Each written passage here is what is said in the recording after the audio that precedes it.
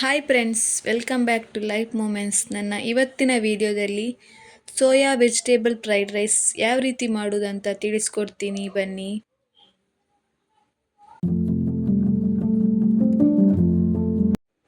ಹೀಗೆ ಒಂದು ಪಾತ್ರೆಯಲ್ಲಿ ಸ್ವಲ್ಪ ಬಿಸಿ ನೀರು, ಅದಕ್ಕೆ ಇಲ್ಲಿ 30 ಗ್ರಾಮ್ ಸೋಯಾ ಹಾಕ್ತಾ ಇದ್ದೇನೆ.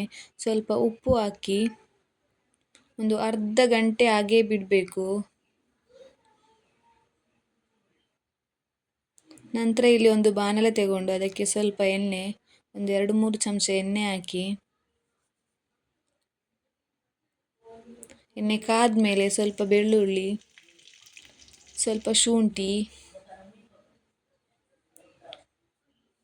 ಒಂದು 2 ಈರುಳ್ಳಿ,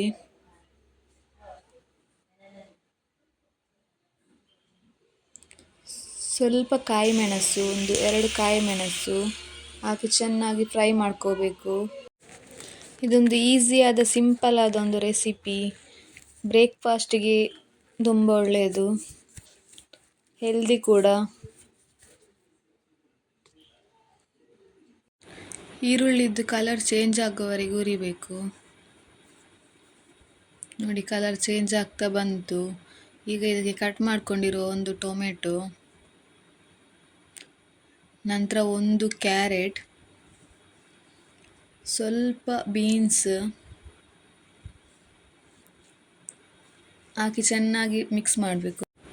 ಸ್ವಲ್ಪ ಲೋ ಫ್ಲೇಮಲ್ಲಿ ಇದನ್ನು ಹೀಗೆ ಫ್ರೈ ಮಾಡ್ತಾ ಬೇಯಿಸಬೇಕು.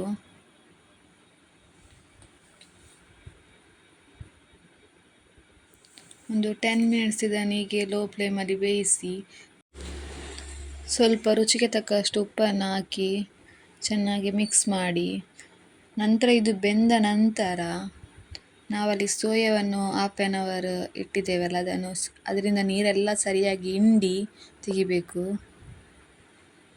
ಅದರಲ್ಲಿ ನೀರಿರಬಾರ್ದು, ಸರಿ ನೀರನ್ನು ಹಿಂಡಿ ತೆಗಿಬೇಕು.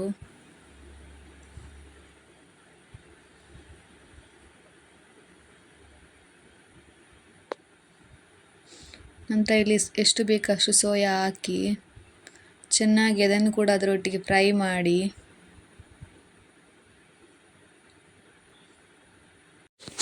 ನಂತರ ಇಲ್ಲಿ 2 ಸ್ಪೂನ್ ಪೆಪ್ಪರ್ ಪೌಡ್ರ್ ಹಾಕಿ ಚೆನ್ನಾಗಿ ಮಿಕ್ಸ್ ಮಾಡಬೇಕು.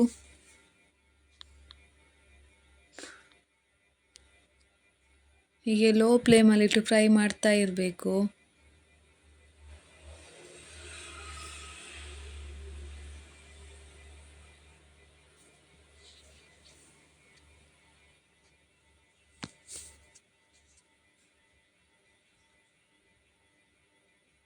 ನೋಡಿ, ಚೆನ್ನಾಗಿ ಫ್ರೈ ಆಗ್ತಾ ಬಂತು.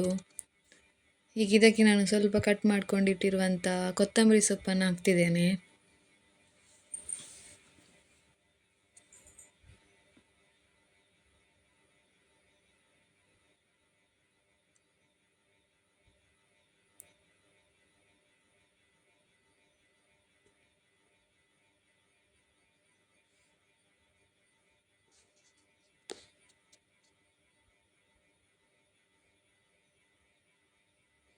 ನಂತರ ಇದಕ್ಕೆ ನಾನಿಲ್ಲಿ ಸ್ವಲ್ಪ ಬೆಣ್ಣೆ ತಗೊಂಡಿದ್ದೇನೆ.